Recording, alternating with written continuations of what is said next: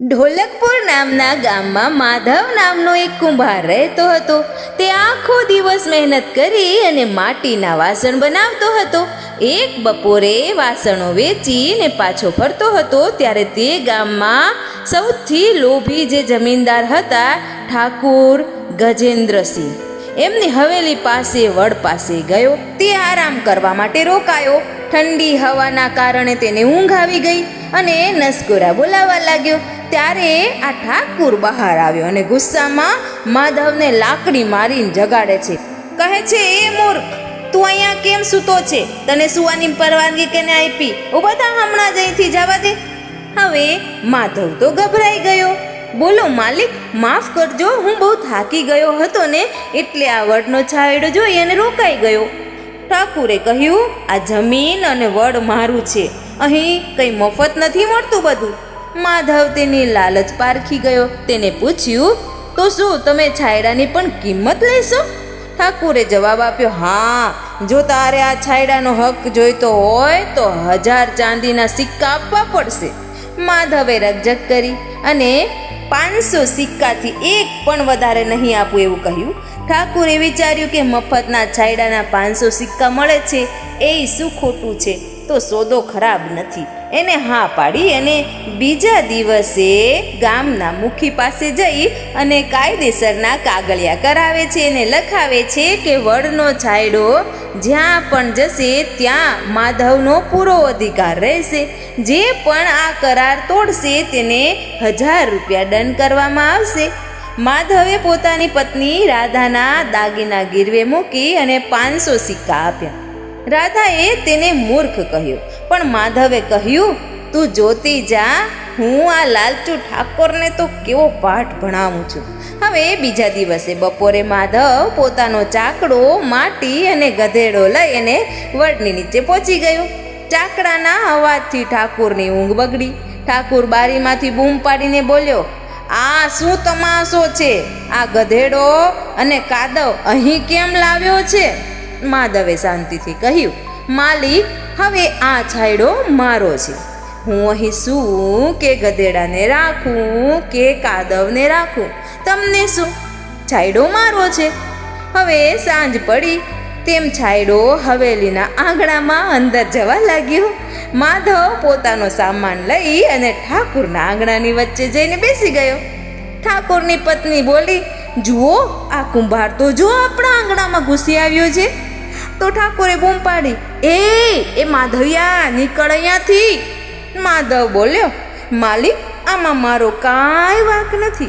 સૂરજ દેવતાનો છાંયડો છે ભાઈ. છાંયડો તમારા આંગણામાં જાય છે તો એમાં મારો શું વાંક? મારી મિલકત છે.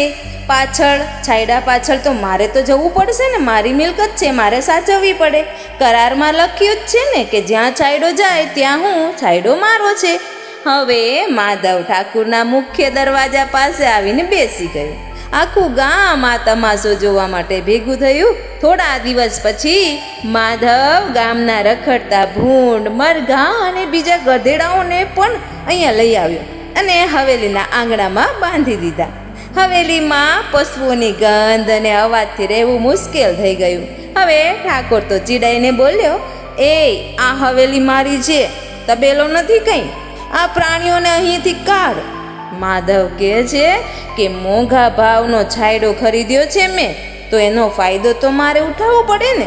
જો તમને તકલીફ હોય તો તમારી હવેલી ક્યાંક બીજે લઈ જાઓ, કાં તો પછી હું આ વડનું ઝાડ જ કાપી નાખું જેથી છાંયડો જ ના રહે.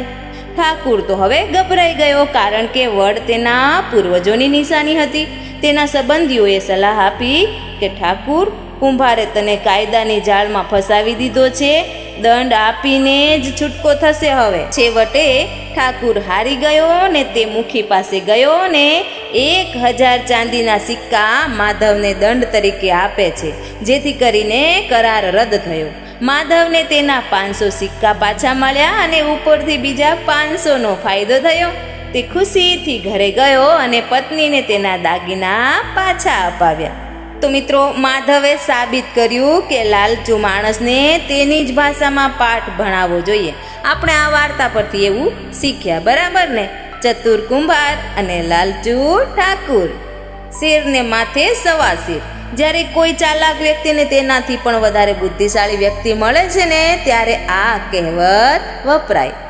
માધવે શારીરિક શક્તિના બદલે મગજથી ઠાકુરને હરાવ્યો. ઠાકુરે લાલચ કરી અને અંતે તેને જ નુકસાન વેઠવું પડ્યું. તો મિત્રો, અહંકાર અને પૈસાના ઘમંડને માધવે આવી રીતે ઉતાર્યો. તો મિત્રો, કોઈની મજબૂરીનો ફાયદો ન ઉઠાવો. ઠાકુરે માધવ થાકેલો હતો ત્યારે તેની પાસે પૈસા માંગ્યા. આપણે ક્યારેય કોઈ જરૂરિયાતમંદ વ્યક્તિની મજબૂરીનો લાભ ઉઠાવવો જોઈએ નહીં. ઠાકુરે 500 સિક્કાની લાલચ કરીને અંતે 1000 સિક્કા ગુમાવવા પડ્યા. લોભ હંમેશા નુકસાન જ કરાવે છે. ઝાડ, હવા, પાણી અને છાંયડો એ કુદરતની ભેટ છે. તેની પર કોઈ એક વ્યક્તિનો માલિકી હક ન હોવો જોઈએ. આપણે દરેકે સમજવું જોઈએ કે પર્યાવરણ અને કુદરતી વસ્તુઓનો ઉપયોગ બીજાને મદદ કરવા માટે કરવો જોઈએ, હેરાન કરવા માટે નહીં. ઠાકુરે જેવી રીતે માધવને હેરાન કર્યો, માધવે તેવી જ રીતે ઠાકોરને તેની ભૂલનો અહેસાસ કરાવ્યો. આ વાર્તા શીખવે છે કે તમે જેવું બીજા સાથે કરશો તેવું જ સામેવાળું તમારી સાથે કરી શકે છે. તો મિત્રો, વાર્તા કેવી લાગી તે જરૂરથી જણાવજો. અને હા, ચેનલ પર નવા હો અને ચેનલને સબસ્ક્રાઈબ ન કર્યું હોય તો સબસ્ક્રાઈબ કરો અને બેલ આઇકોન પર ક્લિક કરો જેથી નવા વિડીયો તરત જ મળી જાય. અને હા, લાઈક કરવાનું બિલકુલ ભૂલતા નહીં અને કમેન્ટમાં ચોક્કસથી જણાવજો કે તમારે આગળ કઈ વાર્તા સાંભળવી છે. Thank you so much.